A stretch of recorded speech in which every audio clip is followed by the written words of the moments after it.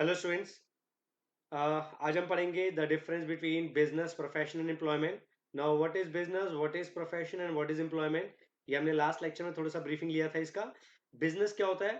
Business एक वो occupation है जिसमें प्रोड्यूसर्स गुड्स प्रोड्यूस करता है, उसे सेल करता है, ठीक है, और उससे अपना प्रॉफिट कमाता है। The it is a main occupation और it's a activity in which producers produce the goods and services, sell those goods and services in the market in lieu of earning profits, that is business. Then what is profession? Profession है जहां पर कोई person के पास skills है, उसकी knowledge है, उसके पास expertise है, जिसे वो अपनी प्रोफाइल में, अपने वर्किंग में उसको यूज करता है।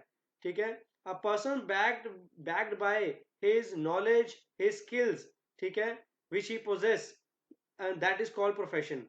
और तीसरा होता है आपका एम्प्लॉयमेंट। एम्प्लॉयमेंट होता है जहां पर a person is working for some third person. ठीक है, एक पर्सन जो किसी के अंडर काम कर रहा है, किसी और के लिए काम कर रहा है, that is called employment, right. अब एक एक करके इसके डिफरेंस पॉइंट देखते हैं। Mode of establishment. तो बिजनेस को कौन एस्टेब्लिश करता है? Entrepreneur decision. जो बिजनेसमैन का ओनर है, बिजनेसमैन जो है, वो खुद डिसाइड करता है कि उसको बिजनेस स्टार्ट करना है या नहीं करना, कैसे एस्टेब्लिश करना है।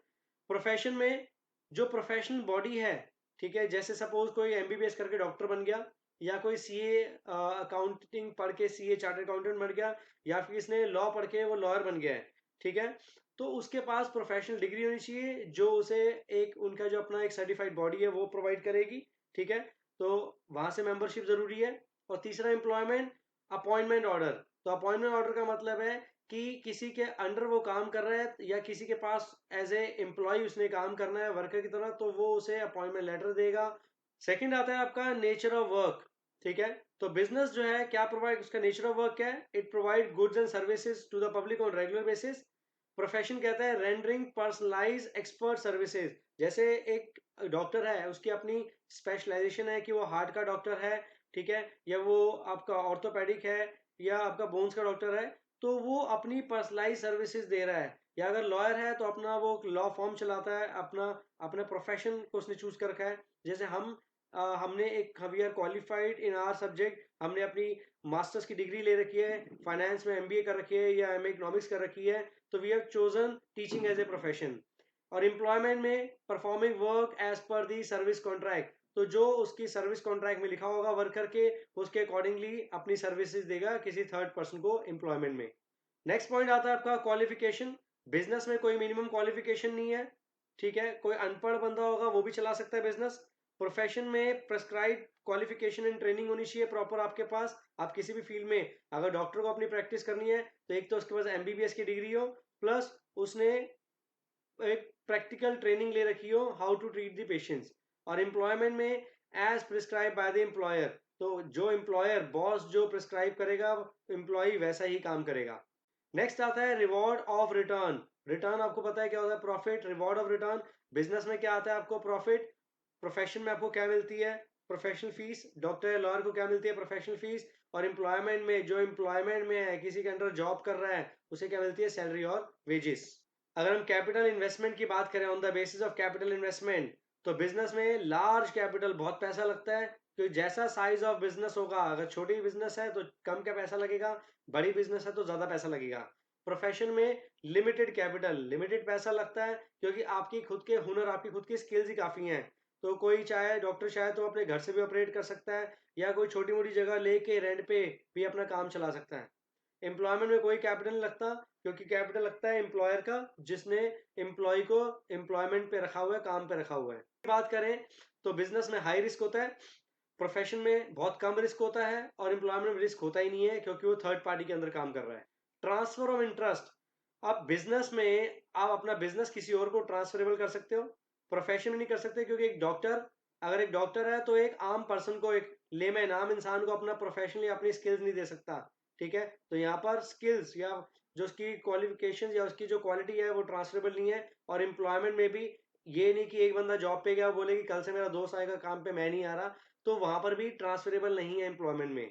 कोड ऑफ कंडक्ट, कुछ मॉरल एथिक्स की बात करें, ठीक है, तो हर प्रोफेशनल इंस्टीट्यूशन में कहीं पे भी कुछ ना कुछ कुछ एथिक्स होते हैं, कुछ प्रिंसिपल्स होते हैं, पॉलिसीज होती हैं।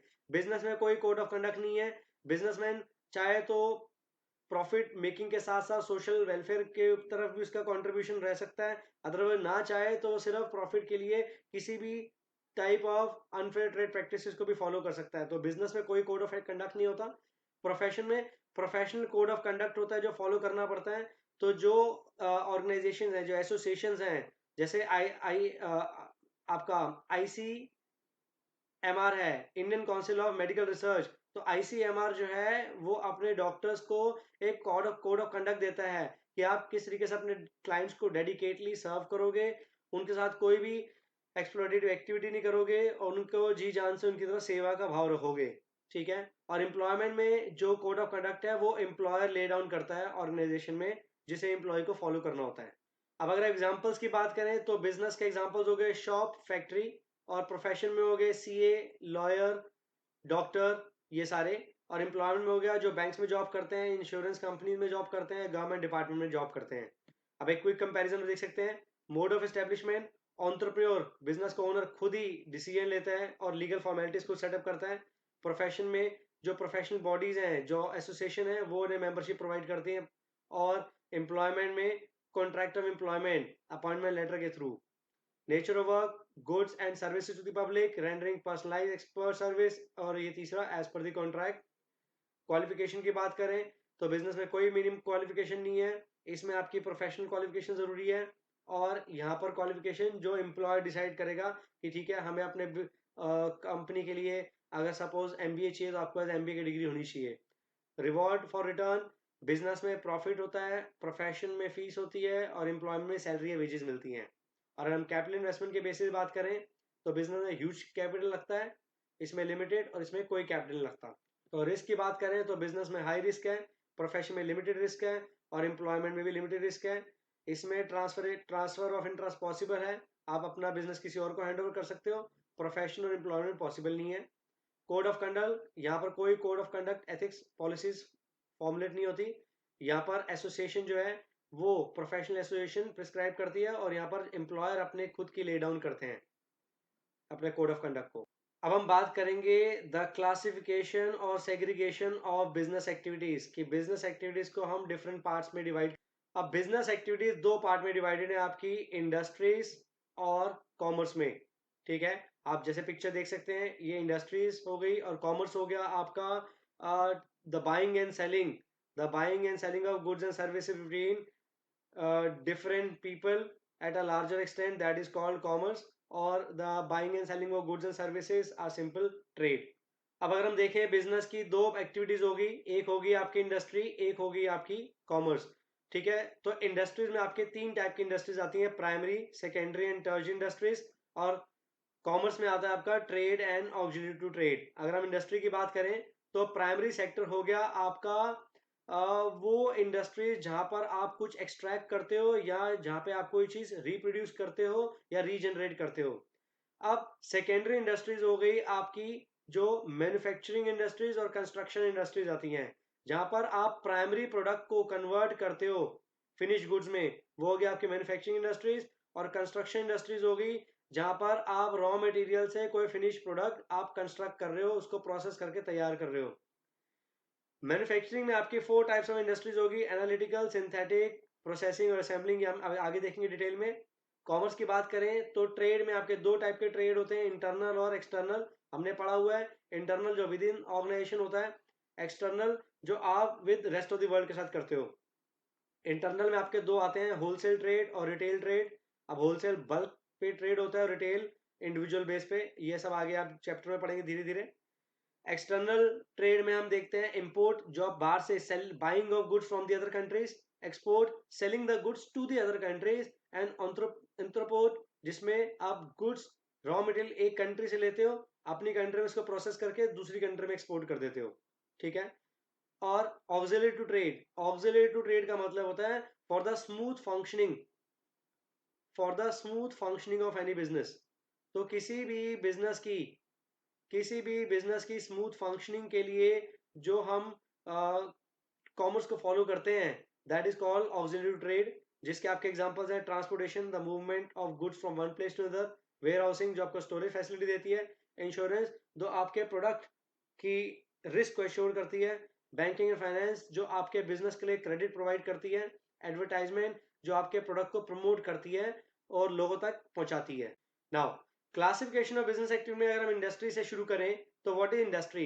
Industry refers to that part of business which is concern with the production of goods and material. ठीक है, तो industry is a group of firms. तो इंडस्ट्री क्या है? इंडस्ट्री वो पार्ट ऑफ बिजनेस है जो किसी को गुड्स और मटेरियल यानी कोई आप जो कोई भी टाइप के मटेरियल को या किसी भी टाइप के गुड्स को प्रोड्यूस करती है। It's a broad level. तो जितने भी बिजनेसेस आते हैं, all the businesses fall under a higher bigger term that is called industry. तो industry can be classified under primary, secondary and tertiary. अब अगर हम टाइप्स ऑफ इंडस्ट्री में प्राइमरी इंडस्ट्री की बात करें तो प्राइमरी इंडस्ट्रीज कौन सी होती हैं? which are engaged in extracting, producing and processing of natural resources। अब जैसे आप देखें तो ये एक आपका नेचुरल आपका प्लेटफॉर्म, ऑयल प्लेटफॉर्म है जो सी में लगा हुआ है। इसका काम है जमीन सी के अंडर से ऑयल को एक्सट्रैक्ट करना। This oil refinery. ठीक है, तो these are the extractive industries. ठीक है, और जेनेटिक हो गई आपकी जो रिप्रोडक्शन और रीजनरेशन के लिए से क्रिएट होती हैं। अब अगर हम प्राइमरी इंडस्ट्रीज की बात करें तो उसमें आती है आपकी एक्सट्रैक्टिव इंडस्ट्रीज। तो एक्सट्रैक्टिव इंडस्ट्रीज कौन सी होती हैं? These industries are engage in extraction that is collection of useful materials from the earth and sea. तो जो नेचर से हमें, जो सी से हमें, जैसे सी से हमें क्या मिलती है, फिशेज वगैरह मिल रही हैं, या लैंड से हमें क्या मिलता है, क्रॉप्स वगैरह हम प्रोड्यूस कर सकते हैं, या पहाड़ों को खोद के माइनिंग करके हम कोल वगैरह निकाल सकते हैं। तो माइनिंग, फिशिंग, एग्रीकल्चर, क्वेरिंग, ये सब क्या है? These are the examples of extractive industries. और ये प्राइमरी क्यों है? क्योंकि ये फर्स्ट लेवल पे निकाली जाती हैं। और एक्सट्रैक्टिव इंडस्ट्री में से product of these industries are either directly consume और use as raw material by other industries. Coal हम घर में लाके यूज भी कर सकते हैं अपने पर्सनल यूज के लिए, और कोल हम इंडस्ट्रीज में भी यूज कर सकते हैं। पहले जो आपकी डीजल इंजन की ट्रेन चलती थी, तो आपकी जो पहले डीजल इंजन की ट्रेन चलती थी उसमें भी आपका क्या डलता था? कोल डलता था। ठीक है, तो that is also extractive industry. Genetic industry की बात करें तो these industries are engage in reproduction और multiplication of plants and animal. ठीक है, अब जैसे आप नर्सरीज लगाते हैं, उसमें प्लांट उगाते हैं, या आपने पोल्ट्री फार्म्स रखे हुए हैं जहाँ कैटल ब्रीडिंग कराते हैं, या फिशेस जो हैं वो ब्रीडिंग होती है वहाँ पे, या फार्म्स वगैरह। तो ये सब कौन सी हैं? जेनेटिक इंडस्ट्रीज, जो रिप्रोडक्शन या multiplication of plants and animals में एंगेज रहती हैं। अब अगर हम बात करें सेकेंडरी इंडस्ट्रीज की, तो सेकेंडरी इंडस्ट्रीज क्या है? They are concern with the material which have already been produce at the primary stage. तो जो प्राइमरी स्टेज, जैसे हमने बात की ऑयल रिफाइनरी, ऑयल रिफाइनरी जो है, ऑयल रिफाइनरी क्या करती है? ऑयल रिफाइनरी में आपने ऑयल एक्सट्रैक्ट किया, सपोज आपने एक ऑयल एक्सट्रैक्ट किया, अब उस ऑयल को सेग्रीगेट करना, सेपरेट करना, कि क्रूड ऑयल्स निकाल लिया, उसमें से आपने जेट ऑयल निकाल लिया, या आपने पेट्रोल निकाल लिया, या आपने कोई और रिफाइंड ऑयल निकाल लिया। तो एक्सट्रैक्शन तो कर लिया आपने सी से, आपने एक्सट्रैक्टिव इंडस्ट्री में। अब उसको मैन्युफैक्चरिंग इंडस्ट्री में आप प्राइमरी स्टेज पे जो आपने एक्सट्रैक्ट किया है, अब उसको आप प्राइमरी स्टेज पे अलग अलग करोगे। ठीक है, दैट इज के एग्जांपल के आपके सेकेंडरी इंडस्ट्रीज के, मैन्युफैक्चरिंग और construction industries. So manufacturing industries कौन सी होती है? Which are engage with the conversion of raw material into finish goods. तो कॉटन एक्सट्रैक्टिव इंडस्ट्री है, जेनेटिक सॉरी, कॉटन आपकी जेनेटिक इंडस्ट्री हो गई, प्राइमरी इंडस्ट्री। प्राइमरी से आपने उसको कन्वर्ट कर लिया किसमें? सेकेंडरी में। कैसे? रॉ मटेरियल से आपने फिनिश गुड्स प्रिपेयर कर लिए। हमने कॉटन से क्या किया? आप देखें तो टावल्स या जो भी है, ये एक टेक्सटाइल्स कन्वर्ट कर लिया हमने उसको।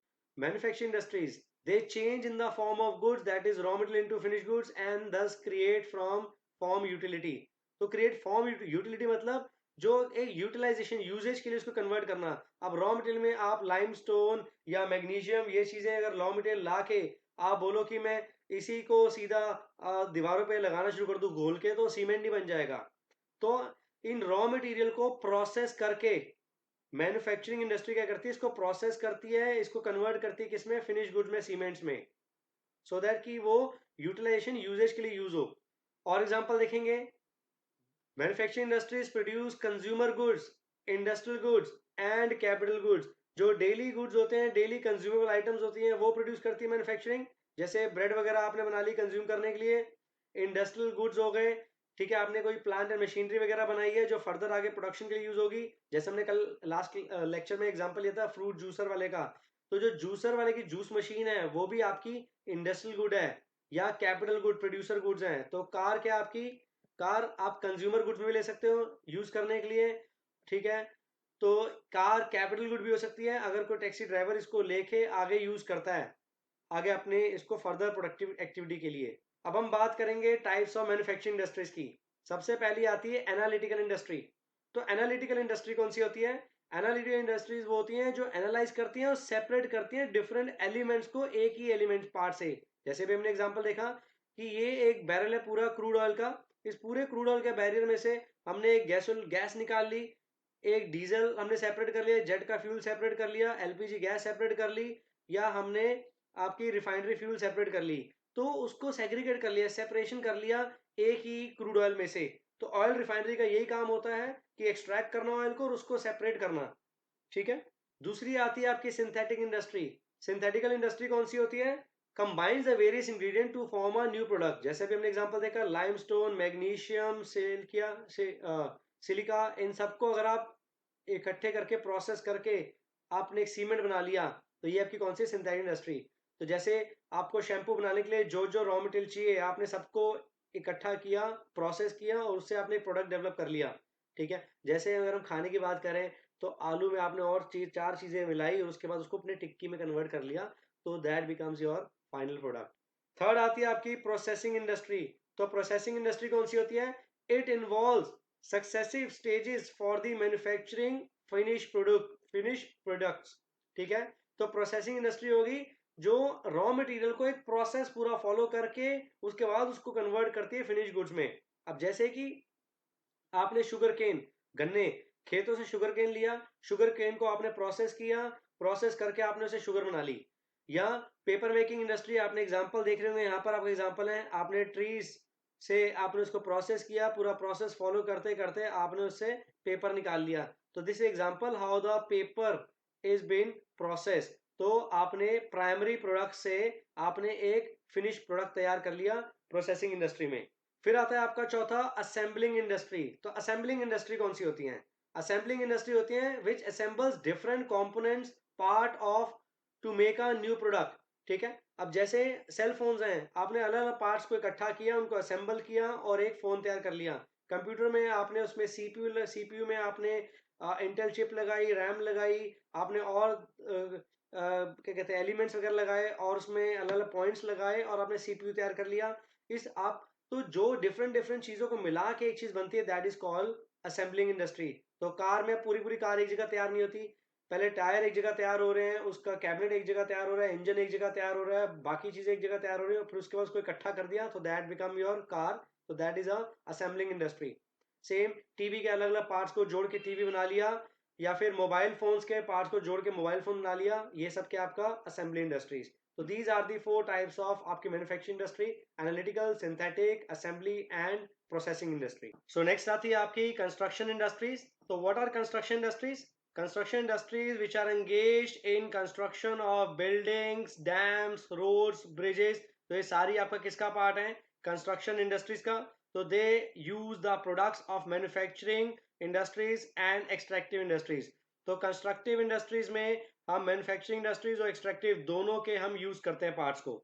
तो ये हमने देखा था सेकेंडरी में दो पार्ट्स होते हैं आपके मैन्युफैक्चरिंग एंड आपका कंस्ट्रक्शन इंडस्ट्री। अब हम देखेंगे third tertiary industry which is also known as आपका सर्विस इंडस्ट्री। तो टर्शरी इंडस्ट्री या सर्विस इंडस्ट्री कौन सी होती है? They are the providing support services to primary and secondary industries and in the form of commerce. कि जितने भी आपकी सर्विस एक्टिविटीज हैं which are auxiliary to trade like transport, banking, insurance etcetera, तो ये सारी की सारी सर्विसेज किस में आती हैं? आपकी टर्शरी इंडस्ट्री में, right. So guys, with this we have completed the classification of business activities. That is the first part, that is industry. ठीक है, तो हमने एक पार्ट इसमें खत्म कर लिया इंडस्ट्री का, जिसमें हमने देखा कि प्राइमरी इंडस्ट्री क्या है, सेकेंडरी इंडस्ट्री क्या है और टर्शरी इंडस्ट्री क्या है। प्राइमरी इंडस्ट्री में हमने पढ़ा कि एक्सट्रैक्टिव और जेनेटिक इंडस्ट्रीज होती हैं, ठीक है। एक्सट्रैक्टिव होगी जो आप नेचुरल रिसोर्सेज से जनरेट करते हो, ठीक है, एक्सट्रैक्ट करते हो, ठीक है। और जेनेटिक होगी जो रिप्रोडक्शन या फिर रीजनरेट होती हैं, ठीक है, प्लांट्स और एनिमल से। फिर हमने देखा सेकेंडरी इंडस्ट्री, जिसमें हमने पढ़ा मैन्युफैक्चरिंग और कंस्ट्रक्शन इंडस्ट्री। मैन्युफैक्चरिंग इंडस्ट्री में हमने देखा कि जो रॉ मटेरियल्स को फिनिश गुड्स में कन्वर्ट करती हैं, दे आर मैन्युफैक्चरिंग। और उसके हमने 4 पार्ट्स देखे, एनालिटिकल, सिंथेटिक, प्रोसेसिंग और असेंबलिंग। जहाँ पर हमने देखा कि एनालिटिकल इंडस्ट्री कौन सी होती है, जो सेपरेट करती है एक प्रोडक्ट में से डिफरेंट प्रोडक्ट्स को। सिंथेटिक इंडस्ट्री होती है जो कंबाइन करती है चीज़ों, डिफरेंट कंपोनेंट्स को और एक प्रोडक्ट बनाती है। प्रोसेसिंग इंडस्ट्रीज होगी कि जो किसी भी एक रॉ मटेरियल को एक प्रोसेस ट्रांसफॉर्मेशन के थ्रू उसको फिनिश गुड्स में कन्वर्ट करती है। और असेंबलिंग इंडस्ट्री होगी जो डिफरेंट डिफरेंट पार्ट्स को जोड़ के एक असेंबल करके एक प्रोडक्ट फाइनल तैयार करती है, राइट। अब नेक्स्ट लेक्चर में we are going to study the commerce part, कि कॉमर्स क्या होते हैं और उनके डिफरेंट डिफरेंट टाइप्स के ट्रेड और ऑक्सिलियरी ट्रेड्स क्या होते हैं, right. Thank you so much.